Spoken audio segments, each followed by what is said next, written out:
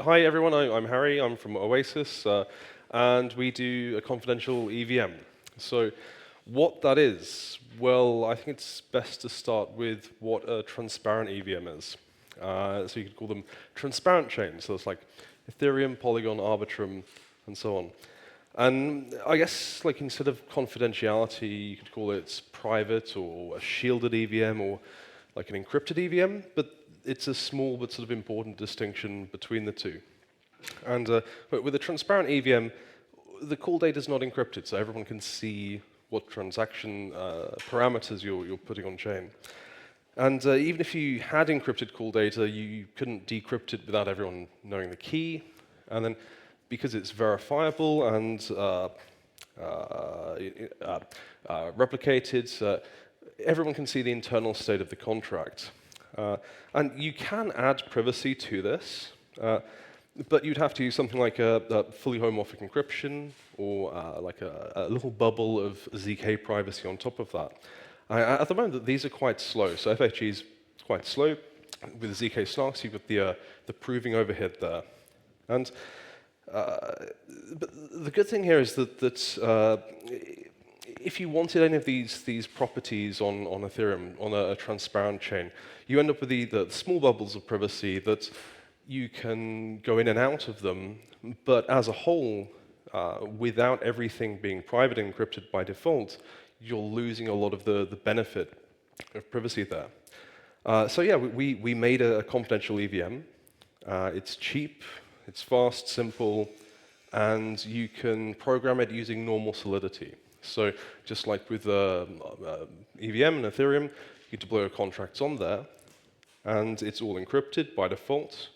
You run the same computations as you normally do, and none of the data leaks everywhere. So I think I'll very briefly go through how do we do this. So it's been in production for about a year or so, and we're quite happy that it's getting some real-world use here. But to briefly go through how it works, if you're an expert in SGX, maybe I'm just fuzzing some of the details for brevity. But the contracts are running inside a secure enclave, so that's a trusted execution environment. And the enclave has like an encryption key, which rotates about once an hour, where the current secret for the key pair is only shared with the nodes who can prove, like via an attestation, that they're running the most up-to-date software. And this means that we have forward secrecy. So if a node drops out, their attestation stops being valid. They can't see what's going on in the future.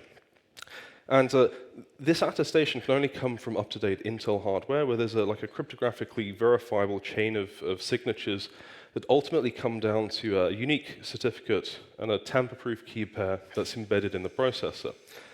And one of the things that we do is we have a compartmentalized key manager on the side there, where it's a different set of servers with a much more limited footprint, and they very carefully delegate subsets of the keys to the compute nodes so that only the compute nodes get access to the data that they need to compute on.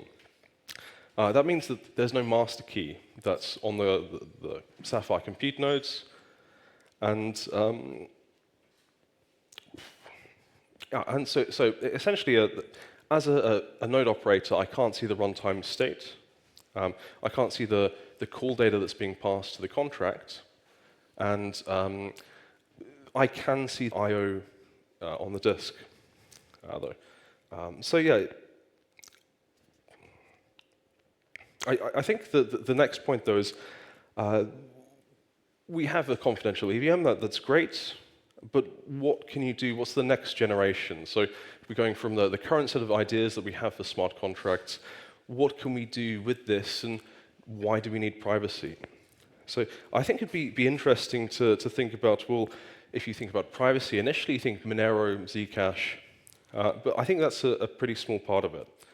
And if you think about like protecting your healthcare data, that is pretty essential. So we're getting closer to why we need privacy. But essentially, privacy and confidentiality it's a part of everything we do every day or on every device. and it's pervasive.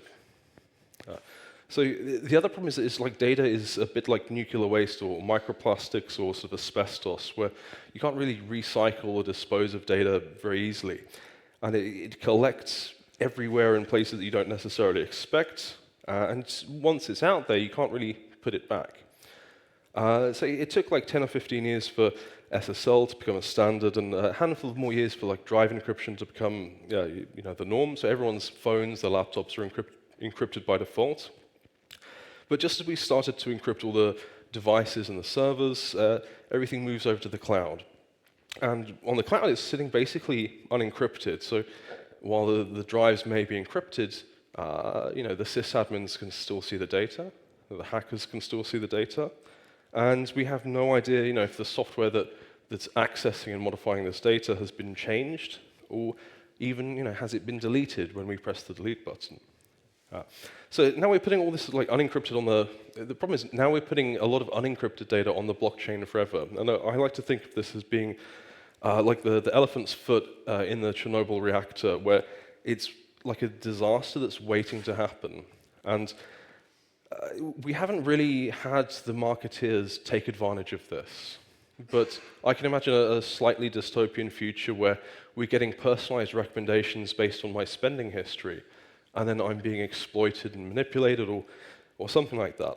And essentially, I'd like to live in a future where everything's private by default, rather than having to try very, very, very hard to make things private. But if we look at use cases, so privacy is one side of things, but there are situations where you really do need to hide information from other people. So one of those is like the bidding process and auction. So you can think of like a dark pool as being a continuous, perpetual auction. And to give you a good example of without some degree of privacy or without a blind auction, if you have like all of the stock at the same time released onto the market, and there's a huge rush, you get lots of bots and scalpers. That creates pressure on gas prices, so the gas price increases, and this, the RPC servers may have problems, and other applications suffer on the chain. And all of that's because we have like an inefficient process of first come, first serve.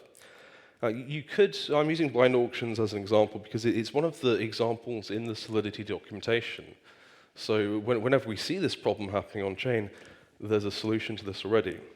But you can do it on Ethereum, and you can use a commit scheme, or you could do it on Sapphire, on a confidential EVM, and you essentially get blind auctions for free. So instead of having to design a scheme, you just write your auction contract as you normally would, and interact with it in private, and it does what it's supposed to do.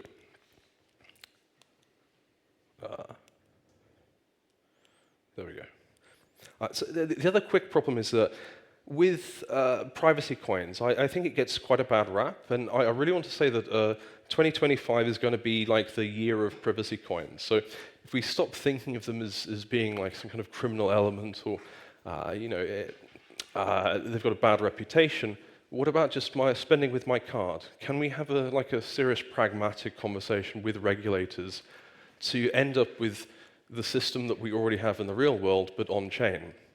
And I think it's the only problem there is that we don't want the regulators to take the benefits of DeFi out of this. But I do think we do need privacy on-chain for as many things as possible. The other question is confidential NFTs. So you can't really sell data if everyone can just access it and scrape the NFT database. So one thing we're doing with confidential NFTs is to be able to have information that only the current holder can see. So this allows you to have content gating, or like the high-resolution versions of it, or it can generate access URLs so you can download it off of Amazon S3.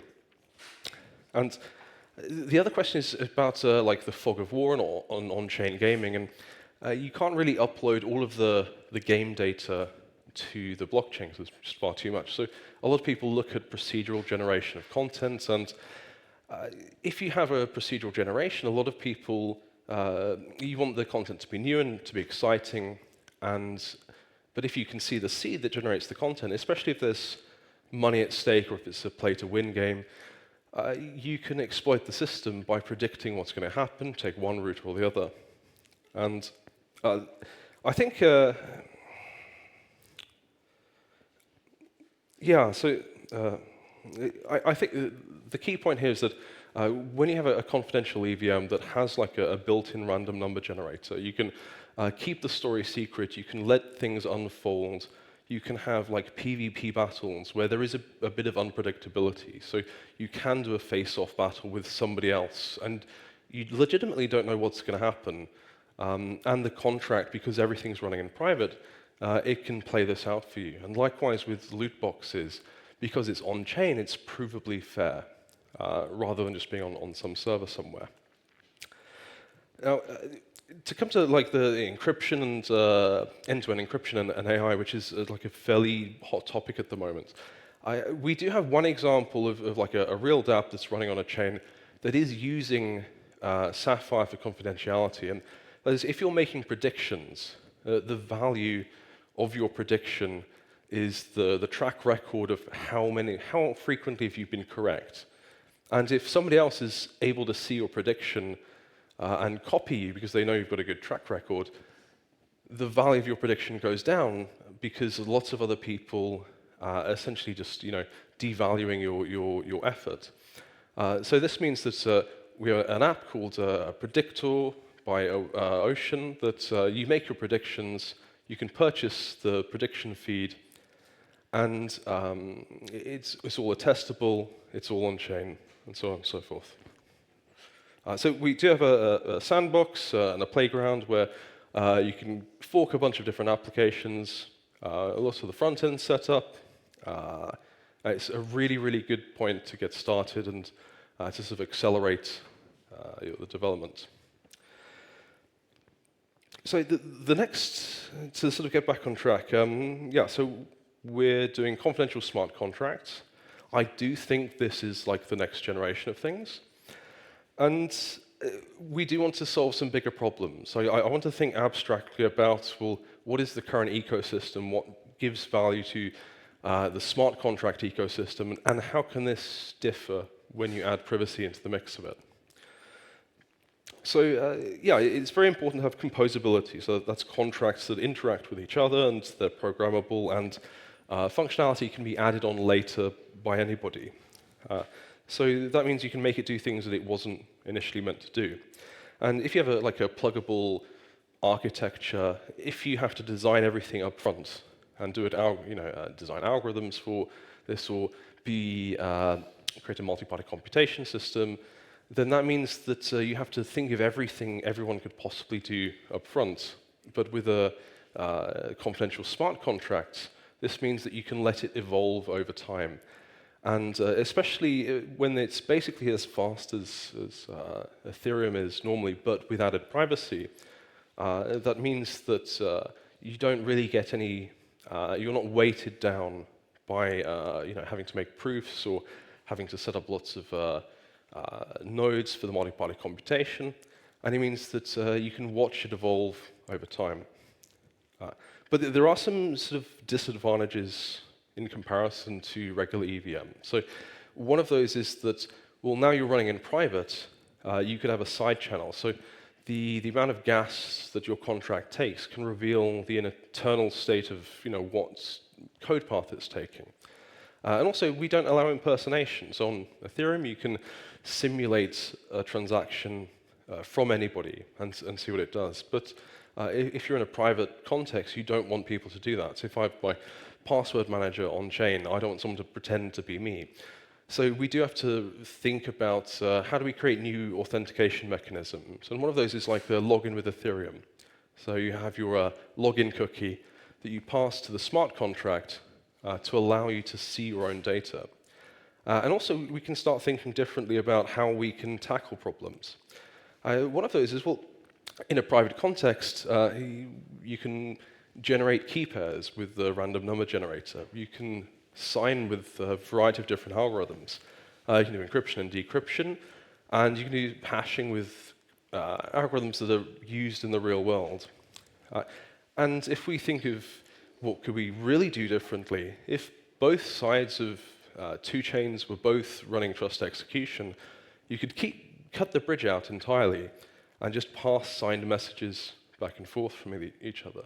So I'd like to invite somebody on stage who is thinking differently and building on Sapphire to give us a couple of minutes of his time. Thank you, Harry. So I think we have 4 minutes remaining, so I'll just quickly show what we're building and why we're using Oasis Sapphire. My name is Matthias. I'm the CEO and co-founder of Appelon. And what we're building at Appelon is basically abstracting all the blockchain logic and creating simple APIs for Web2 developers to enter the space of Web3. By us doing the heavy lifting, creating, let's say, the complete abstraction on different chains at the backend, and then creating SDKs like for JavaScript, TypeScript, Flutter, and so on, so we can start onboarding the next wave of users into the space. And talking about users, this is still the biggest issue on how we want to get the next million users who are not, let's say, Web3 natives, but are actually users who are using Instagram, Netflix, and etc. today. This is still the biggest hurdle for Web2 developers to start onboarding them without exposing them to the, let's say, fiddling around with with the seeds, storing the seed phrases somewhere, storing them securely. So,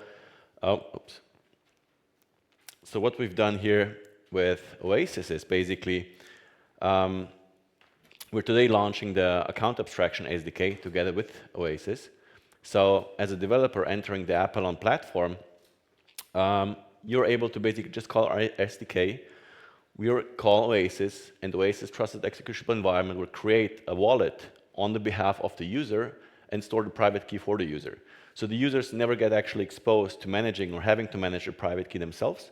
Everything is done in a trusted executable environment. The keys are never exposed. But for the user perspective and for a developer perspective, they can normally onboard their user like email and password, Google sign-in, Facebook sign-in, whatsoever. But the user is equipped with a true Web3 wallet. The user, once they get more familiar with and once they're more in expert mode, they can start exporting their own private key from the wallet and take control out of it. But it's at least the first step to kind of start onboarding users, giving them the benefits of NFTs, loyalties, proof of attendance, incentives, and so on, what basically Web2 developers are seeking for, and how NFT technology basically should be used when we come to Web3. Thanks to Oasis and having really this cross-chain compatibility, as an example, once a developer starts building an app in Flutter, they can say, I just want, the second the user signs on, I want the user to have an EVM address on Ethereum, on Polkadot, on Tezos, on whatever chain. You can just basically tick the boxes, and the users will get equipped with all those wallets, and they can start integrating those wallets into their Web2 application. From Appelon's perspective, so I encourage everyone to basically join our broad community of developers. So we've launched our platform back in February last year. We're now over 120,000 developers/users already on the platform, basically living the life or living the way in a very familiar fashion, like they use from Web2 world. So they're exposed with services like storage, computing, identity, smart contracts, but they never get actually in touch, or they don't see any Web3 terminology, right? So we do all the heavy lifting so that the Web2 developers coming into the space don't have to. So that would be from my side.